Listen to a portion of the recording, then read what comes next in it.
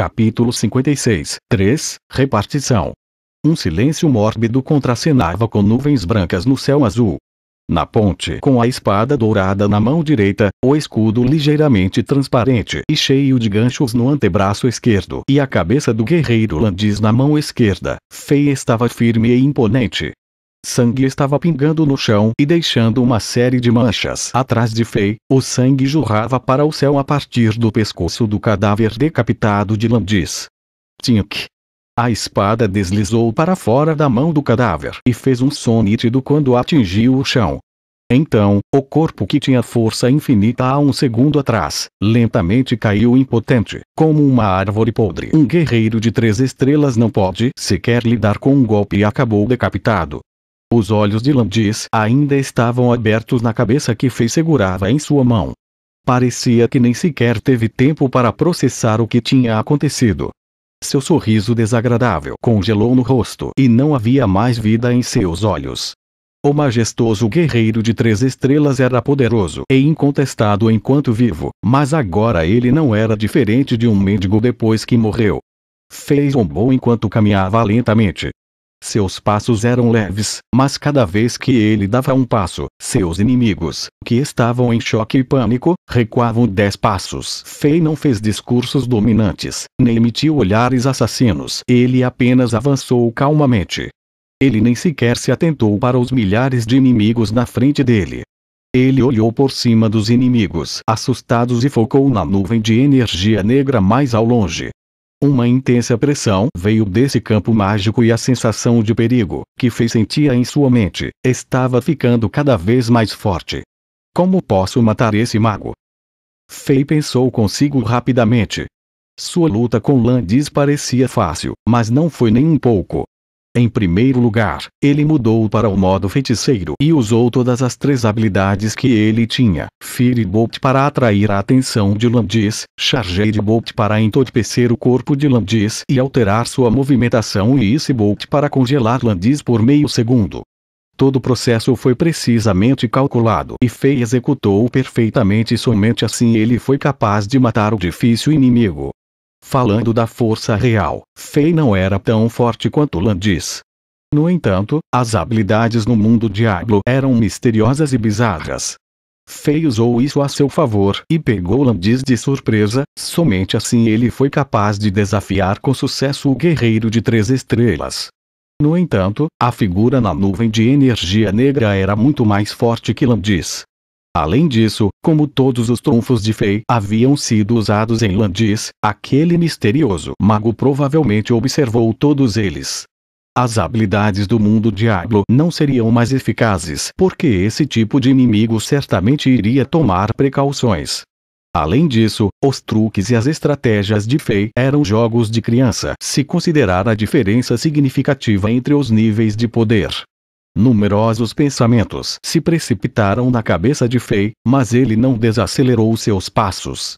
Aproximava-se lentamente dos inimigos. Do outro lado, os inimigos sentiram como se fossem um grupo de camundongos enfrentando um leão e não puderam deixar de dar vários caóticos passos para trás. Eles até perderam a coragem de olhar para Fei. A série de incríveis registros de batalha do monstro, especialmente sua terrível performance de levar o guerreiro de 3 estrelas para a morte com um golpe, desmontou a moral dos inimigos de elite, fazendo com que eles temessem insanamente esse monstro. Gotejamento. O sangue escarlate e os fragmentos de ossos brancos escorregavam da armadura deformada e arruinada. Fei deixava uma trilha de sangue chocante enquanto caminhava para frente. Parecia que Fei caminhava por um jardim, não havia nenhum barulho ou atitude violenta vindo dele.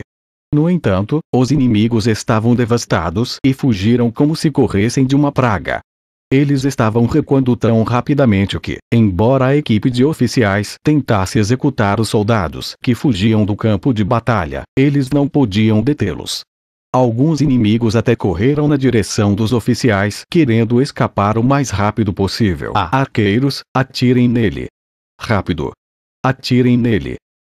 Depois de ver Landis sendo decapitado por aquela besta de ferro, o cavaleiro prateado mascarado quase desmaiou de ódio. Ele gritou ordens aos arqueiros com toda a sua força. Vendo a grande abertura na ponte, ele sentia-se derrotado. Ele sabia que não havia razão para lutar mais hoje. Chambord era agora um castelo invencível. Para o Cavaleiro de Prata Mascarado, ele tinha milhares de maneiras de conquistar Chambord facilmente, mas de alguma forma ele não sabia por que ele tinha perdido tão tragicamente. Ele achava que suas estratégias eram cuidadosamente planejadas. Ele utilizou todos os seus recursos corretamente e não subestimou os inimigos, mas ele perdeu e suas tropas sofreram uma perda pesada. Depois de olhar para a figura que estava caminhando lentamente pela metade da ponte que não desabou, sem que nenhum soldado ousasse detê-lo, o Cavaleiro de Prata Mascarado de repente percebeu que tinha ignorado algo importante nesta batalha. Ele nunca iria imaginar que a força do rei inimigo poderia melhorar tanto neste intervalo. O rei só conseguiu forçar Landis a recuar ontem, mas agora o rei podia invencivelmente avançar em suas formações e decapitar Landis com um único ataque. Foi de 1 estrela para 3 estrelas? Ninguém poderia ter pensado nisso, mas era um peso que poderia mudar o equilíbrio na balança da vitória. Todas as estratégias do Cavaleiro de Prata Mascarado tinham se transformado em vantagens de Fei. Se ele soubesse que Fei tinha uma força semelhante a um guerreiro de 3 estrelas, ele não teria posicionado todas as suas formações na ponte fina. Mas como? Poderia ser que o homem subiu em 2 ranks de estrelas numa única noite. As pupilas do Cavaleiro de Prata Mascarado contraíram-se.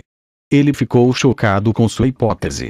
Se isso é verdade, então que tipo de monstro é esse homem? Ele é a reencarnação do próprio Deus da guerra?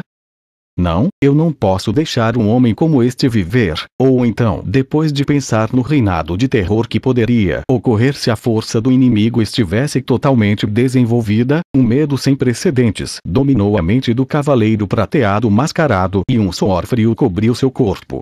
O desejo do mago misterioso de manter Fei vivo foi expulso de sua mente e ele gritou com a formação de flechas perfuradoras: sigam meu comando, atirem as flechas perfuradoras, atirem nele.